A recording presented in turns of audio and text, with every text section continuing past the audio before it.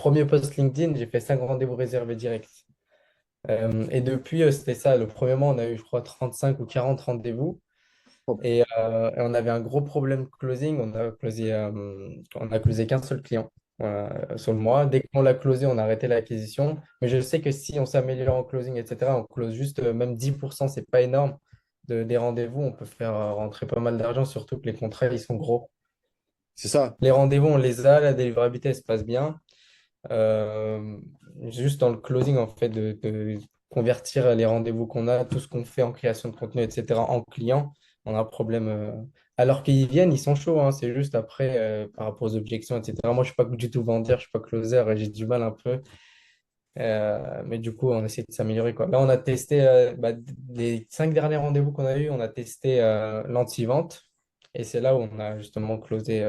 Et depuis, on avait arrêté la question, là, on a repris et lundi, là. Ok. Ah non, la vente. En fait, il faut que le mec il sente que tu t'en as rien à foutre de lui et que toi, ça va rien changer à ta vie. Par contre, lui, ça peut vraiment l'aider. Hmm. Et surtout, qu'il vienne dans une énergie où toi, tu le mets face à ses responsabilités. S'il commence à te raconter des bêtises, tout de suite, tu lui mets son nez dans son caca, tu vois. Si le mec te dit Hmm. non, écoute, moi, je suis juste curieux, je veux juste savoir, j'ai vu tes posts, tu lui dis, mais tu voulais savoir quoi? Après, il va te dire, bah, je voulais savoir les infos, les strats. Tu lui dis, mais ça, t'as tout ça sur YouTube déjà. T'as plein d'Américains qui ont fait des vidéos. Si t'es là, c'est parce que t'as un problème. Et tu vois, tout de suite être. Après, il faut aussi que ça colle à ta personnalité, mais en tout cas, c'est que quand le prospect il va à gauche, c'est un peu comme au foot. Moi, je fais du foot. Quand l'attaquant il va à gauche, il faut que tu le suives si t'es défenseur. Parce que si tu lui Ouais. laisses un tout petit peu d'espace, il peut se retourner après, t'es mort. C'est la même chose sur la vente, c'est exactement pareil. Ouais, j'imagine, ouais, ils doivent surtout dire peut-être que c'est cher, vu que tu as des prix à 4 000, 9 000 euros par mois. C'est un peu ça qu'ils disent ou pas forcément?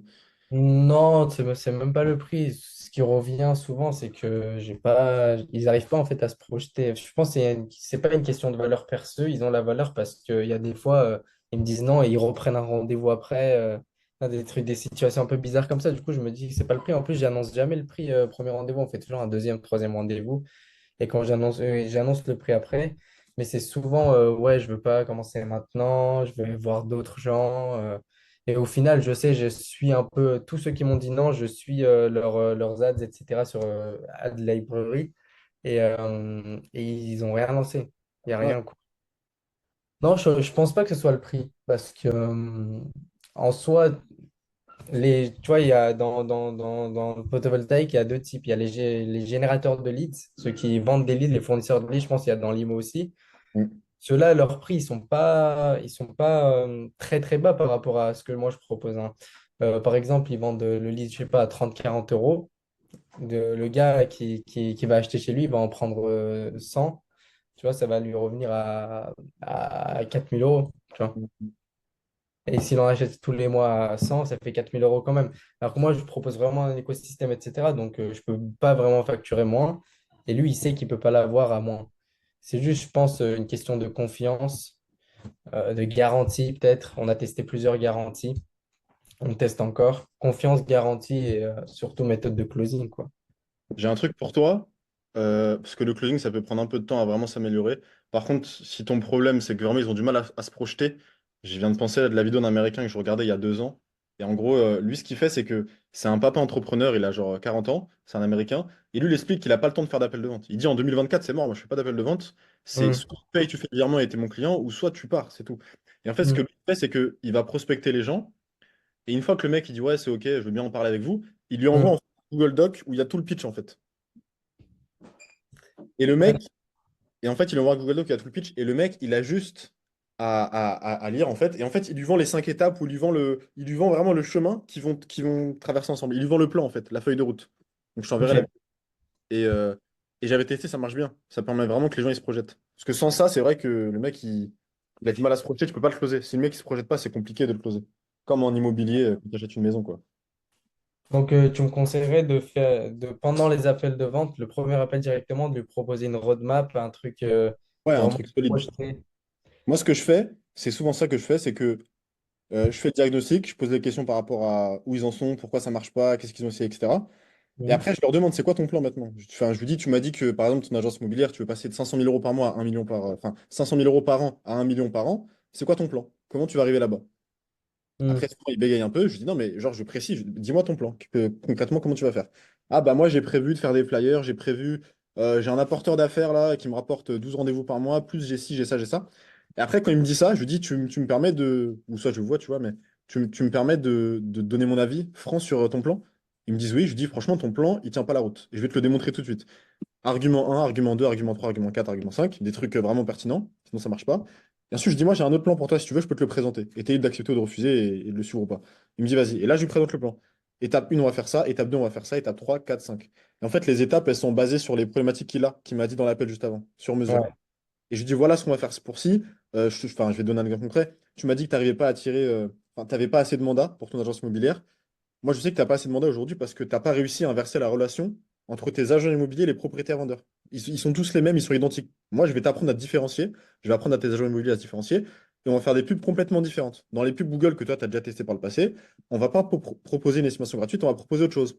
La fameuse visio vendeur, mais ça, je leur dis pas. hmm, Ça va complètement changer la relation. Et je fais ça sur les 5 piliers. Et à la fin, je lui dis, t'en penses quoi du plan? Comparé au tien.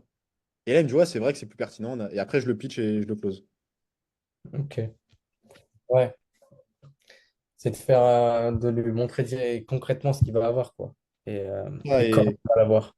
comment il va l'avoir et surtout le montrer, pas juste le dire. Ça, il insiste énormément sur ça, sur ce principe marketing. C'est show don't tell, tu vois. Et d'ailleurs, dans sa vidéo, le mec, quand il explique le Loom, là, son Loom avec son Google Doc, où il close tout le monde et il close des milliers de gens avec ça, bah, Hmm, la meilleure vente, enfin, le meilleur marketing, c'est de démontrer les choses. Et il prend l'exemple d'un des meilleurs vendeurs un des meilleurs vendeurs, je crois, qui vend des vitres, un des meilleurs vendeurs de vitres aux États-Unis. Il dit qu'en fait, hmm, le mec, il prend juste une vitre, il va chez les gens, il dit qu'elle est incassable, et il prend une boule de pétanque, il la balance, ou il prend des marteaux, il tape dedans et ça se casse pas. Et après, il vend la vitre. Mais il dit, si le mec arrive et dit c'est incassable, t'as 1% des gens qui vont l'acheter. Alors que s'il le démonte, t'as ouais, peut-être 1% des gens qui vont l'acheter. c'est vrai, c'est vrai. Mais du coup, de démontrer, le montrer, au lieu de le dire, ça passe par quoi? Ça passe par les preuves, les témoignages clients, etc. Ou tu le montres comment, toi, concrètement? Parce que là, tu dis le plan, mais comment tu le démontres? Moi, je dirais que le plus puissant, c'est la preuve par la logique. C'est pas forcément montrer des témoignages. Tu peux montrer des témoignages, des résultats, ça faut toujours le faire. Mais encore plus Hmm, puissant, c'est la preuve par la logique. C'est par exemple, le mec, je peux lui dire, donc je lui montre. Je lui montre ça ressemble à quoi une visio vendeur quand je lui explique le concept. Et je lui dis, tu sais, je lui pose la question, je lui dis, toi aujourd'hui, si tu devais vendre ta maison, tu passerais par qui? Tu passerais par les 7 agences immobilières dans ta ville qui sont absolument identiques et tu n'as aucune raison de passer par telle ou telle agence, ou tu passerais par une personne qui, au lieu de t'harceler en pige ou en flyer, tu as juste vu une pub qui était intéressante, tu as cliqué, il t'a apporté énormément de valeur, il t'a apporté un retour du marché, le prix que les voisins, enfin le prix que tes voisins ont vendu leur maison, de la data, ce qui s'est passé récemment sur le marché, nanana, nanana. Tu passerais par quelle personne? hmm. Tu passerais par une personne avec qui tu as fait un appel pendant 1 heure en visio, qui a l'air de confiance, que tu apprécies, etc., ou par l'autre personne. Et toi, tu peux le démontrer comme ça. Et quand je dis ça, je lui montre des Ouais, visios, ça ressemble à quoi? Je lui montre 2 personnes comme nous là en visio et le rapport qu'ils ont construit. Et après, en fait, c'est vraiment tout ce que tu dis, il faut le montrer. Par exemple, tu dis, tu auras un coaching avec moi et tu auras un groupe WhatsApp où il y a tous les responsables d'entreprises de photovoltaïque en France et les meilleurs, le 1%. Et ben, pendant que tu dis ça, tu partages ton Discord de ton WhatsApp et tu montres, regarde, ça c'est Jérôme, ça c'est Julien, ça c'est Riyad. Tu ouais. montres. Ok, ok, ça c'est intéressant. En plus, avec l'exemple de la visio, ça marche bien. Bah ouais, ça marche. J'ai aussi mis ça en place pour les photovoltaïques, pour les Et installer. le mec à 9000, là, t'as pas eu du mal à closer, c'est passé crème? Bah, en fait, le mec à 9000 j'étais déjà mon client. Ok. Il m'a juste confié sa deuxième société. Du coup, au lieu de payer 4005, il me paye 9000 quoi. Et lui, franchement, j'ai pas eu du mal à closer. J'ai fait un premier rendez-vous. Deuxième rendez-vous, il a appelé ses associés. À partir après le deuxième rendez-vous, dans l'après-midi, il m'a dit, OK, on part avec toi. Et puis, c'est parti, quoi. Là, du coup, ça fait un mois qu'on a commencé. En un mois, il a eu pas mal de résultats avec le système, etc., que j'ai mis en place. Et du coup, il m'a dit, à partir de septembre, on te donne... parce que sa deuxième société, c'est une société de formation pour les installateurs photovoltaïques. En gros, il forme les installateurs. Sa première société, c'est un installateur. Mm. Et sa deuxième, c'est un formateur. Et on a pris exactement la même formule. Du coup, il va me payer le double, quoi. Ok. Archi propre. Et toi, t'as beaucoup de clients ou t'as combien de clients à peu près? Non, moi, j'ai pas beaucoup. Bah, en fait, avant de venir sur Écosystème, j'avais une dizaine de clients. Je faisais à peu près 8-9 000 par mois. Mais c'était de la génération de leads classique. C'était pas du tout ce que je fais maintenant, quoi. Et je facturais ça à peut-être 2000 € ou 1000 euros, tu vois. Hmm. J'avais même des contrats à 800 euros par mois. Et depuis que j'ai tout changé, etc., du coup, je travaille plus avec les anciens clients. Et du coup, on a lancé ça à peu près le 15-20 juin. Et là, on a du coup trois clients. On Ok. est à 9 000. Du coup, en fait, le premier client, je le compte double, quoi. On a Ouais, 9 000 avec un, donc 4 500 et un 4 500 un autre. super propre. Mais là, ton quotidien en termes de, pas forcément de charge de travail, mais en termes de peut-être de mal de tête à cause de bah, quand tu as 8 clients, 9 clients, alors que tu fais peut-être moins de chiffre d'affaires comparé à là, tu as 2 3 clients et tu fais Ouais, c'est plus. beaucoup mieux. C'est beaucoup mieux. Parce que, bah, en fait, il y a un peu plus, il y a des inconvénients et des avantages. Les inconvénients, c'est que on doit beaucoup plus réfléchir dans la stratégie parce que c'est pas seulement des leads qu'on va donner, c'est vraiment un nouveau truc, on va dire, une nouvelle stratégie. Nous, on couvre aussi tout ce En fait, notre offre, tu vois, notre phrase, c'est on transforme ton entreprise en marque. Et donc, pour que son entreprise devienne une marque, il n'y a pas seulement les campagnes publicitaires, derrière, il y a du SEO, des campagnes de notoriété qu'on lance, revoir un peu tout l'écosystème commercial pour que lui il puisse être le plus efficace possible de son côté aussi, parce que aujourd'hui, les commerciaux dans le photovoltaïque, ils font n'importe quoi. Ils aiment tous, ils font tous la même chose en fait. Ils voient que le voisin il fait ça, ils font ça. Du coup, nous, on met en visio, on fait signer des études à distance, on met en place DocuSign chez eux, de l'emailing automatique, etc. Et ça, il y a plus de travail qu'avant, mais c'est moins casse-tête, c'est moins chiant, on va dire. Et c'est duplicable ou pas en soi? C'est-à-dire duplicable par rapport à quoi? Par rapport à d'autres marchés?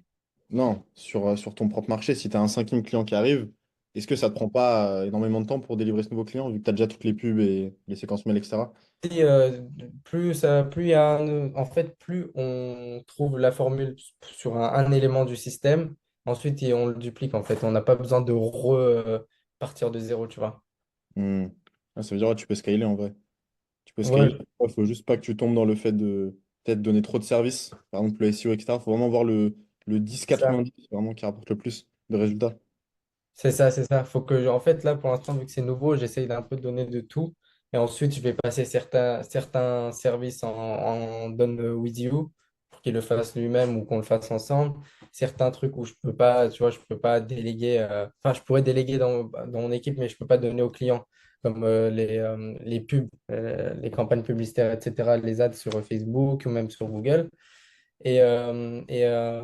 Par la suite, je veux aussi prendre un CSM pour que, en fait, moi, je communique pas directement avec les clients, qui soit, en fait, le CSM soit l'intermédiaire entre, par exemple, le développeur et la graphiste et le client, et qu'il fasse ce truc que moi, je fais maintenant, tu vois. Hmm. Et je pense qu'un CSM, il pourra gérer 15 clients à peu près, donc ça peut se scaler, Ouais, je mais plus pense. difficilement qu'un business comme celui de Matisse ou en B2C, quoi. Ouais. Après, ouais, ton photovoltaïque, c'est archi intéressant comme niche, hein. En plus, même en termes de.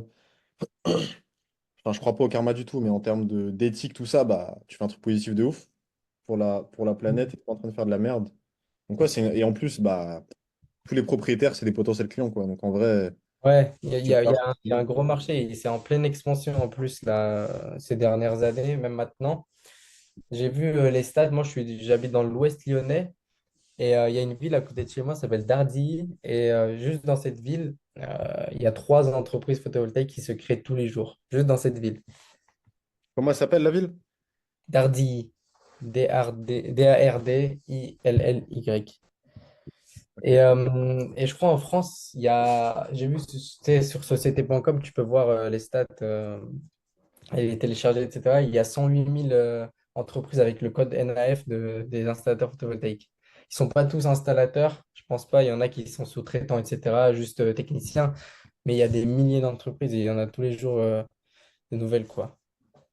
Ouais. Bah, de toute façon, sur le marché américain, c'est encore plus gros, mais en France, il est déjà largement suffisant s'il y a 108 000 personnes. Mais en tout cas, ouais, à terme, quand tu auras vraiment ton système scalable pour délivrer, tu pourras aussi faire de l'ADS. Et là, tu peux vraiment exploser. Ouais, ouais. Mais justement, je voulais te demander, tu me conseillerais de partir dans l'ADS quand? À Pas tout de partir suite. de combien de clients ou quel moment? Je te dirais pas forcément le nombre de clients, mais surtout quand tu as les process bien huilés, que tu as déjà ton système pour recruter en interne des Mm. CSM et toutes les futures petites mains que tu auras besoin. Quand ça, c'est déjà bien quadrillé, que tu n'as pas une RH non plus, mais que tu as au moins un système pour vraiment Ouais, recruter qui est fluide, que tu as déjà des profils qui sont prêts à encaisser, parce que l'inverse, c'est horrible, et que je dirais que tu as, ouais, que tu vraiment pas ta preuve de concept, parce que tu l'as déjà pour délivrer, mais que vraiment c'est limite copier-coller, tu vois. Que c'est vraiment en mode, tu as les séquences mail, tu as ci, tu as ça, et tu sais que c'est ça, il faut faire que ça, et tu as ouais. viré 70% des autres trucs SEO, etc., et tu fais que ça, et c'est ça qui rapporte le plus. Et dès que tu as ça, peut-être d'ici 2 3 mois, là, tu balances en ads. Mm. Ok. Nous, Et on voulait aussi prévoir de passer à la télé parce que ça pourrait peut-être rapporter gros, je sais pas, sur BFM Business ou un truc comme ça, ou même sur, je sais pas, une pub à la télé. Est-ce que tu as déjà essayé ou pas dans l'IMO? ouais, nous, on a fait BFM Business, mais honnêtement, c'est pas. Je te Mm. recommande pas forcément. C'est pas, en fait, la confiance des gens, tu vas l'avoir pas juste parce que tu as été chez BFM. Ça, ils savent maintenant, les gens, ils connaissent. Tu sais, les dirigeants comme ça, surtout dans photovoltaïque, agence immobilière, ça, c'est des mecs, ils ont 40 ans, 50 ans et ils ont un peu d'expérience. Ils savent que les gens, ils payent pour aller là-bas. Donc, en soi, ils savent que, pas parce que tu es chez BFM Business, que tu as plus de confiance. Euh, je te dirais non, c'est surtout que tu parles mieux des problématiques que eux-mêmes vivent, enfin, que tu décrives encore mieux les problématiques que eux-mêmes vivent, que eux-mêmes que eux-mêmes le décrivent, tu vois. Moi, quand je parle de responsable d'agence immobilière, quand je parle avec un responsable d'agence immo et que je lui dis, ouais, là aujourd'hui, tu es frustré parce que tu as 25% de tes agents immobiliers qui te rapportent 75% de ton chiffre d'affaires, et tu sais que si tout le monde performait au même niveau, tu ferais 3 fois plus de chiffre d'affaires. Ça, Ouais, je sais que c'est une problématique que personne cible. Et moi, je sais qu'il vit ça vu que je le connais très bien depuis 7 ans. Et je te dirais, ouais, c'est ça, c'est plus puissant de dire ça que de montrer n'importe quel BFM ou tout autre truc, tu vois. Pour moi, ouais. t'as pas besoin d'avoir un nom, t'as pas besoin de... Tu peux être un inconnu, juste faire des vidéos sur YouTube, et les mecs, tu les closes un par un. Juste parce que Mm. tu sais très bien, dans tes vidéos YouTube, tu parles archi précisément de ce qu'ils vivent. Donc ouais, je Ok, pense que BFM, bah, perso, c'est mon avis, mais je recommande pas forcément. ok. Après, je voulais savoir surtout si en passant à la télé, tu touchais pas plus de gens, tu sais, en one shot que un mois d'ads, par exemple. C'est surtout délivrer ton message. Non, je pense pas. Et surtout, enfin, les pubs télé, ça, c'est. Enfin, on est tous pareils. Quand il y a la pub à la... Moi, je regarde pas la télé, mais quand il y a la pub à la télé, les gens, ils sont sur leur téléphone. Donc, Ouais, justement, ouais, fais les pubs sur le téléphone direct. Va les cibler sur Facebook, sur Google, sur YouTube. Tu peux les cibler partout.